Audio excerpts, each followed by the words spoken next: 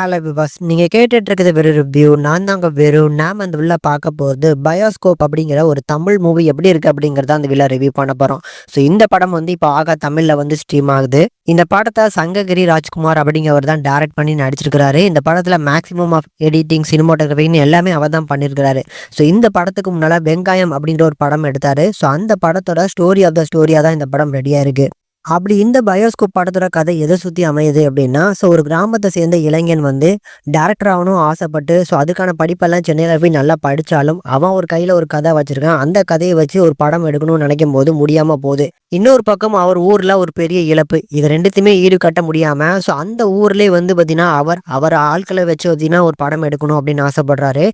மூட நம்பிக்கையெல்லாம் மூழ்கிட்டு இருக்கக்கூடிய இந்த கிராமத்து மக்களுக்கு ஒரு தெளிவு வரணும் அப்படிங்கிற மாதிரியான ஒரு படம். அந்த படம் தான் வெங்காயம். அந்த படத்தை அந்த மக்கள்லாம் வச்சு எப்படி எடுத்தாரு அப்படிங்கிற மாதிரி இந்த படத்துல காமிச்சிருக்காங்க. ரொம்ப கேளிக்கையா காமிக்கணும் அப்படின்னு நினைச்சு ஒரு சில விஷயங்களை ட்ரை பண்ணியிருக்காங்க. பட் காமெடி அப்படிங்கிறது ஆன் அண்ட் ஆஃபாக தான் ஒர்க் அவுட் ஆயிருக்கு.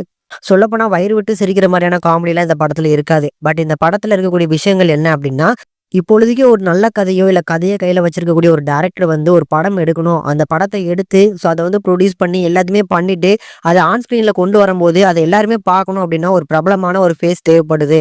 நார்மலான ஜென்ரல் ஆடியன்ஸை வச்சு நம்ம ஒரு படம் எடுத்து அந்த படத்தை வந்து ஆன் ஸ்கிரீன்ல கொண்டு வந்தோம்னா அதை பார்க்கறதுக்கான ஆட்கள் யாரும் வரமாட்டேங்கிறாங்க. இந்த மாதிரியான நிறைய விஷயங்கள் வந்து பார்த்தீங்கன்னா நிறைய இந்த படம் டிஸ்கஸ் பண்ணுது.